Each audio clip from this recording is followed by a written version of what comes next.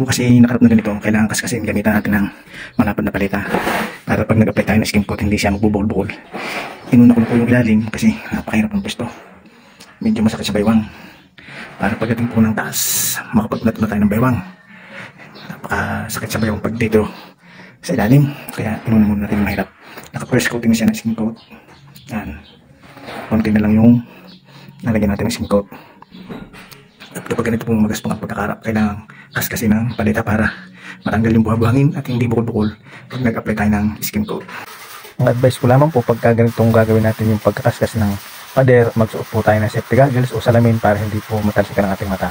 At sa pagtitimpla po natin ng skim coat, mas mabuti pong sundin natin kung ano yung instruksyon nakalagay sa supot o sako ng skim coat dahil sila po ang mga eksperto sa ganitong mga uri ng pangmasilya, kaya nararapat lamang na sila ang ating sundin at hindi yung ating sariling kaalaman.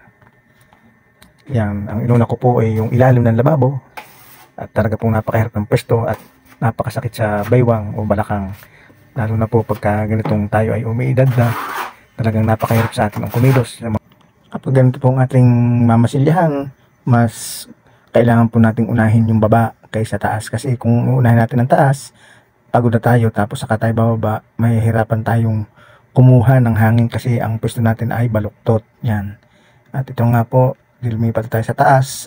Yan, sabi ko nga po, kapag tayo ay dito na sa taas sa kapwesto, iba na yung pakiramdam ng ating katawan kasi naigagalaw natin yung buo nating katawan at naiuunat, hindi katulad sa baba na talagang namamaluktot tayo, nahihirapan tayong kumuha ng hangin, lalo tayong nanghihina. Kumpara dito sa taas na talagang iba-iba yung kilos natin, medyo mabilis-bilis kasi maluwag yung ating pagkilos.